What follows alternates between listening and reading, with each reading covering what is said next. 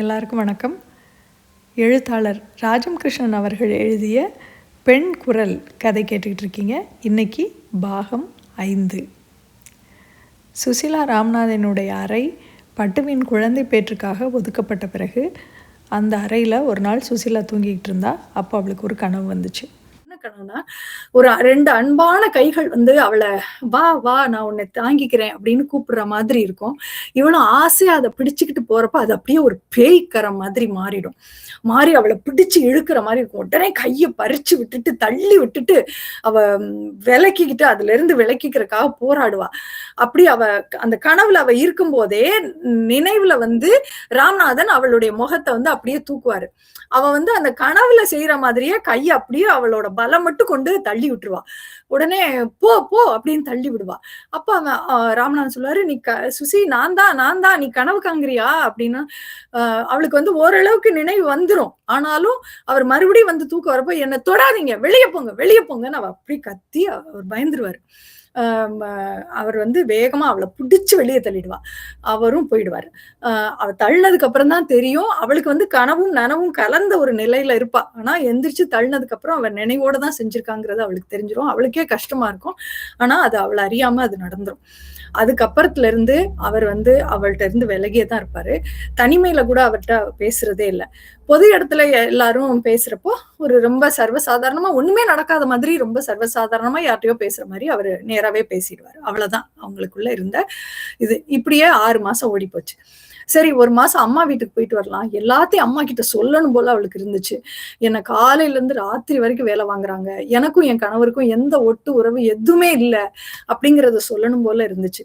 ஆனா அது சொல்றதுக்கான சந்தர்ப்பமே வரல. அப்பப்ப ஜாடையா அவ சொன்னா. அப்ப கூட அம்மா நம்பவே இல்லை.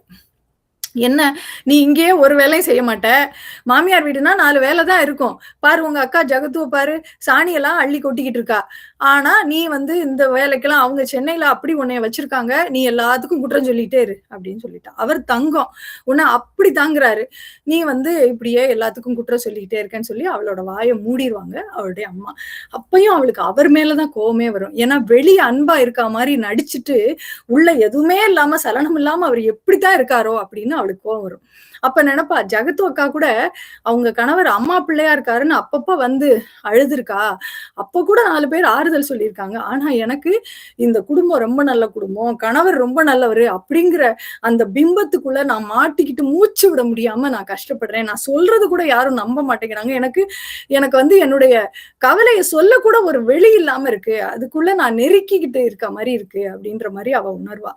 இந்த நேரத்துல சரளான்னு ஒரு பொண்ணு அவங்க அம்மா வீட்டுக்கு பக்கத்துல புதுசா குடி வந்திருப்பாங்க.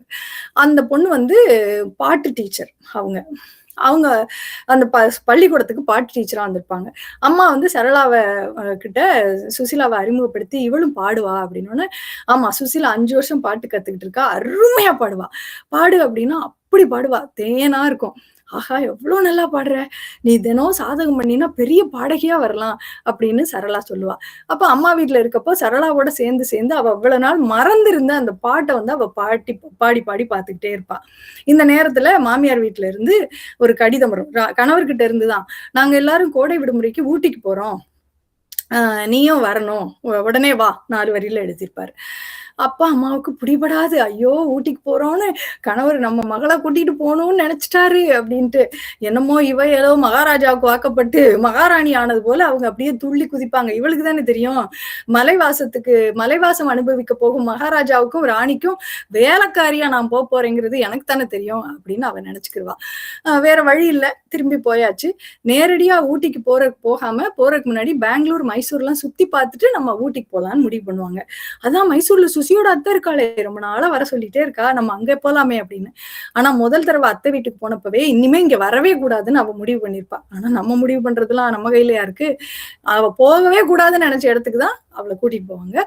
எதுக்கா அங்க போன உடனே அத்தைக்கு ஏற்கனவே இவ புடவையை திருப்பி கொடுத்து விட்டான்னு கோவம். அத்தையும் பட்டுவும் ஒருத்தர் நேரா பார்க்காதவங்க, ஒருத்தர பத்தி ஒருத்தர் குறை பேசினவங்க, நேரா பார்த்தோனே என்னமோ அவங்களே புதுசா சொந்தம் வந்த மாதிரி அவ்வளவு ஒட்டி உறவாடுவாங்க. 2 பேரும் சேர்ந்து திட்டம் போட்டு பிள்ளைகள எல்லாம் சுசீலாவ பார்க்க வச்சுட்டு எல்லாரும் வெளிய ஊர் சுத்தி பார்க்க போவாங்க. கேட்டா குழந்தை புதுசா பிறந்த இந்த நேரத்துல இதுக்கிடையில பட்டுவுக்கு குழந்தை பிறந்திருக்கும், ஆண் குழந்தை. அந்த குழந்தைக்கு அ உடம்பு சரியில்லாம வந்துரும். அதனால காத்து அடிக்குது அப்படி இப்படின்லாம் சொல்லி இவகிட்ட குழந்தைய விட்டுட்டு அவங்க பாட்டுக்கு ஊர சுத்தி சுத்தி பார்ப்பாங்க. இவ வேலைக்காரி மாரி குழந்தைகள பார்த்துட்டே இருப்பா. இது ஒரு நாள் இதெல்லாம் நடந்துட்டு இருக்கப்ப மூர்த்தி அங்க வருவான். அவன் வந்து ராமநாதன் கிட்ட கேட்பான். ஏன் இவ சுசீலா எங்கேயும் வெளிய கூட்டிட்டு போலையா யாரும் அப்படின்னா, உடனே ராமநாதன் சொல்லுவாரு, "இல்ல நான் கூப்பிட்டா அவ வரமாட்டா" அப்படின்னு அவரு சும்மா பேருக்கு சொல்லுவாரு. அப்போ அவளுக்கு தோணும். சரி நான் தான் ஒரு நாள் கைய பிடிச்சு கோவத்துல தள்ளிட்டேன். அதுக்காக என்ன மன்னிக்க கூடாதா? என்கிட்ட ஒரு வார்த்தை அவர் பேசக்கூடாதா? உடனே இப்படியே விலகியே இருக்கணுமா? அப்படின்லாம் அவளுக்கு உள்ளுக்குள்ள தோணும். அவளும் பேச மாட்டா, அவரும் பேச மாட்டாரு. 2 பேரும் இப்படி ஒண்ணொண்ண நெனச்சுக்கிட்டு பேசாம இருப்பாங்க. இத வந்து மூர்த்தி வந்து ஒரு மாதிரி புரிஞ்சுக்குவான். லீலாவும் மூர்த்தியும் தான் இத புரிஞ்சுக்குவாங்க. இவங்க 2 பேருக்கு இடையில ஏதோ ஒரு விரிசல் இருக்கு அப்படிங்கிறத மூர்த்தி புரிஞ்சுக்குவான். அத வந்து அவன் சுமூகமாக்குறதுக்கான எல்லா வழியும் அவன் பார்க்கிறப்ப எல்லாம் பண்ணிக்கிட்டே இருப்பான். 2 பேரையும் அவனே கூட்டிட்டு போய் ஊரெல்லாம் சுத்தி காட்டுவான். இதெல்லாம் அவன் பண்றதுனால அவளுக்கு வந்து மூர்த்திய பார்த்தாலே ஒரு அண்ணன் நம்மளுக்கு இப்படி ஒரு அண்ணன் இருக்கக்கூடாதா? அப்படின்னே தோணும்.